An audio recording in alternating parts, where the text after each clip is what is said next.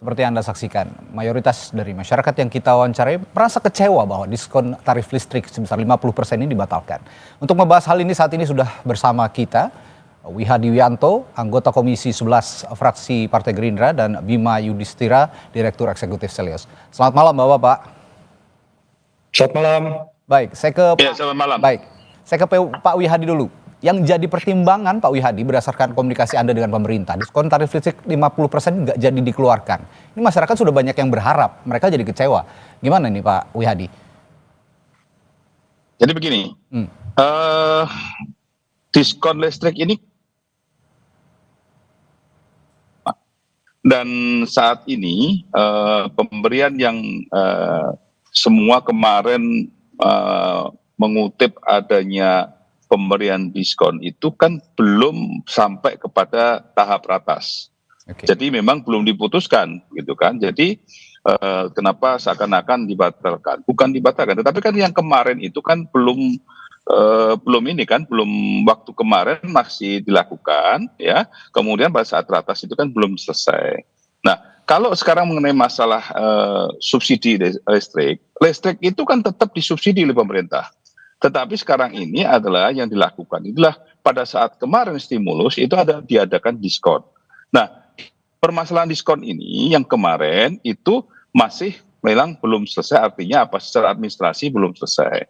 Artinya di sini memang pertimbangannya adalah dengan bulan Juni dan Juli itu dilakukan adalah pemerintah memberikannya dengan secara langsung.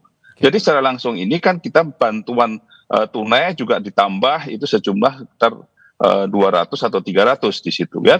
Nah, ini kan penambahan ini sebenarnya kalau dilihat bahwa ini adalah memang sudah diberikan kepada masyarakat untuk langsung mereka mendapatkan uang tunai tersebut. Jadi 4 stimulus itu juga bisa dilaksanakan langsung. Jadi hal ini mesti harus juga media ini mesti harus juga melihat bahwa ini kan belum melalui ratas, tapi kan sudah ramai. Nah, ramainya ini kan karena apa? Karena memang kemarin Menko itu melakukan ratas di koordinasi daripada Menko, tetapi belum sampai pada ratas itu kepada Presiden. Nah, ini hari Senin kemarin baru dilakukan ratas. Jadi prosesnya demikian. Nah, dari proses itu dilihat bahwa pemberian dalam 2 bulan itu, pemberian yang langsung diberikan tunai itu yang dianggap lebih efektif dengan 2 bulan ini. Oke, ini berarti kalau saya lihat ada masalah komunikasi ya Pak, karena belum diputus, belum diketok palu, tapi sudah terkomunikasikan kepada masyarakat. Masyarakat kita juga sudah berharap dan sudah mengalokasikan mungkin anggaran rumah tangganya kepada yang lain begitu dibandingkan untuk ya, mereka sudah punya pos-pos tersendiri. Ini masalah komunikasi ini apakah perlu dibenahi juga Pak? Nggak, begini, kita harus melihat dulu konteksnya ya. Konteksnya itu kan Pak Erlangga melaporkan hasil ratas daripada koordinasi daripada Menko. Nah, kemudian harus dibawa kepada ratas di Presiden. Nah, ini kan proses itu. Nah, kalau proses itu kemudian disampaikan oleh Menko mengenai masalah hasilnya, kan boleh saja hasilnya seperti itu. Tapi kan itu pengkajian itu tentunya akan dikaji lagi pada saat kabinet ratas. Nah, ini kan hanya media aja yang membuat ini besar gitu kan. Sebenarnya kan ini sesuatu hal yang memang prosesnya terjadi seperti itu. Jadi bukan permasalahan komunikasi, tetapi ini media yang langsung menangkap lah. Kemudian seakan-akan tentunya yang paling banyak menangkap memang Kompas yang dari kemarin belum sudah. Tapi begini Pak Wihadi, gitu sejak dulu, ya kan? sejak dulu kalau ini saya perhatikan kalau sejak dulu mau ada kebijakan pemerintah, memang ada komunikasi seperti itu. Tapi kan persentasenya sudah menuju 100%. Makanya kita juga media yang mengasumsikan ini kan akan jadi kan begitu. Begini.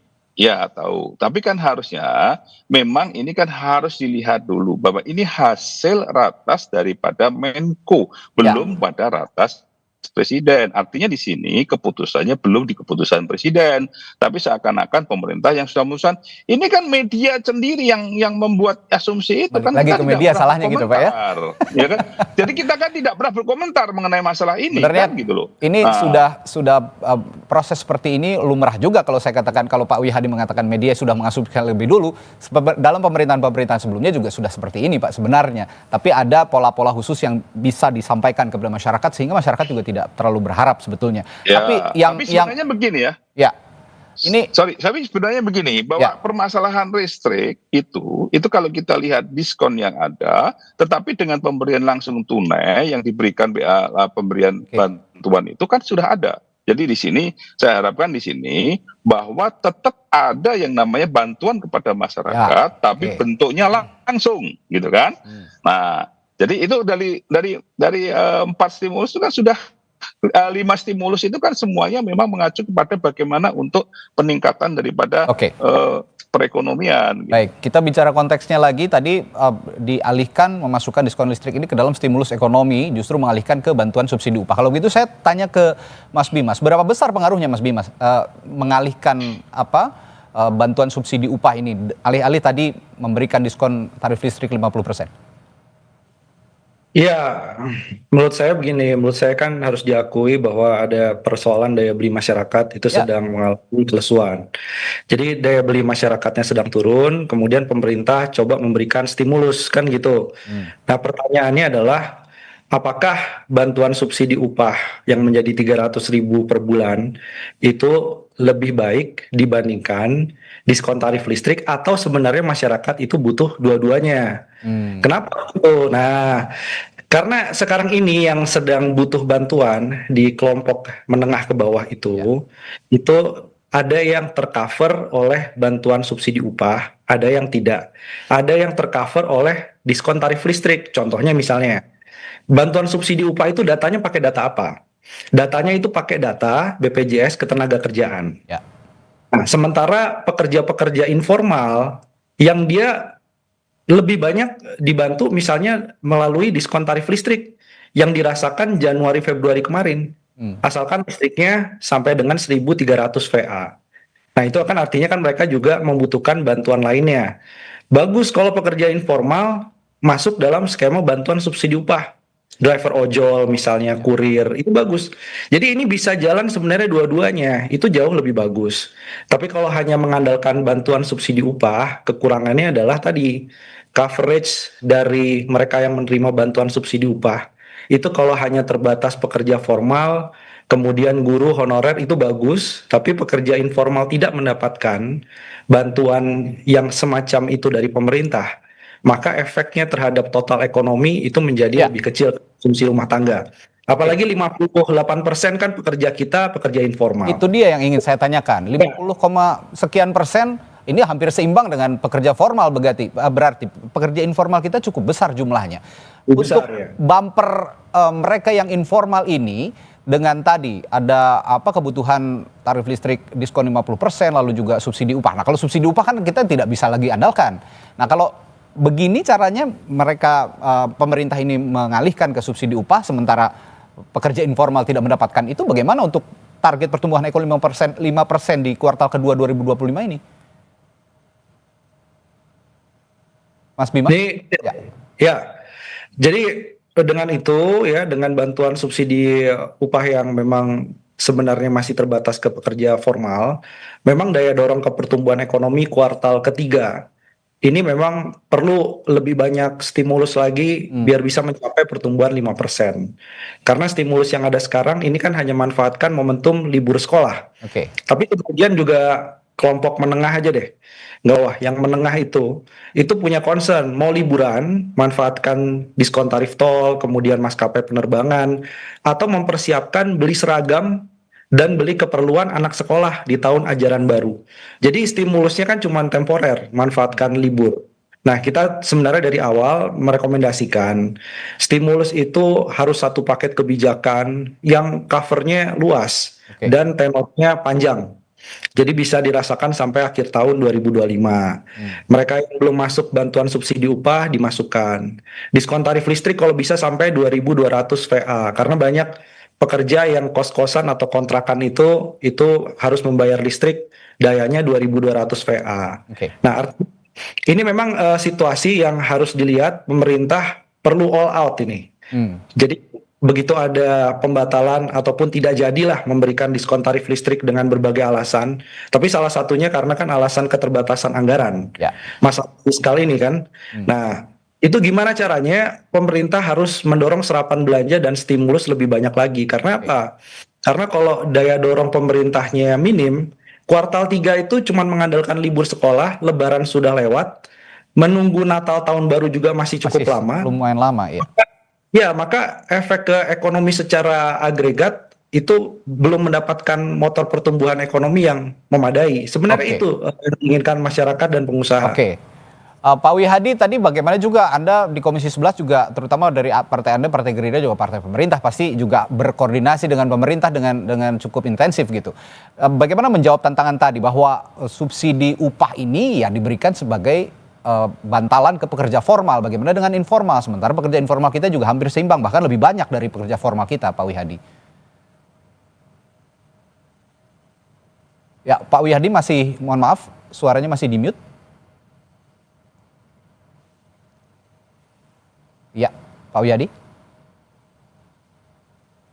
Masih belum terdengar suaranya? Ya, kami mengalami sedikit kendala teknis sepertinya dengan Pak Wihadi. Mungkin bisa diperbaiki dulu audio Pak Wihadi supaya bisa terdengar di layar kaca. Dan ya, saya ke Mas Bima lagi kalau gitu.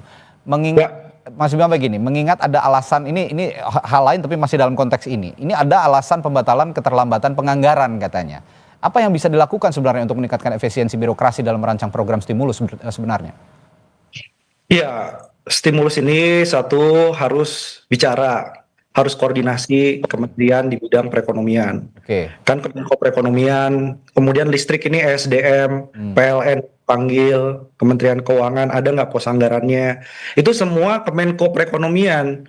Ini bolanya di Kemenko Perekonomian untuk melakukan rapat koordinasi. Sehingga yang keluar ke publik itu clear, pemerintah mau melakukan A, B, C, D. Oke. Nah ini satu yang penting. Yang kemudian kedua yang lebih penting lagi adalah ini memang lagi efisiensi anggaran. Ya.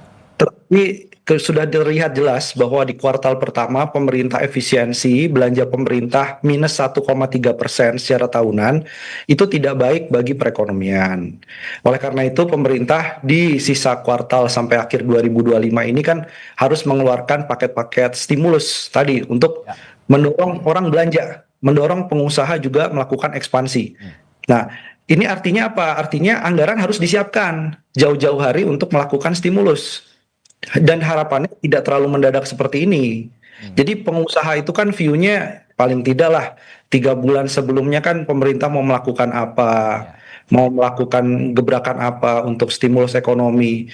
Karena pengusaha juga butuh hitung-hitungan berapa banyak nanti permintaan yang muncul karena pemerintah memberikan stimulus subsidi upah nominalnya berapa.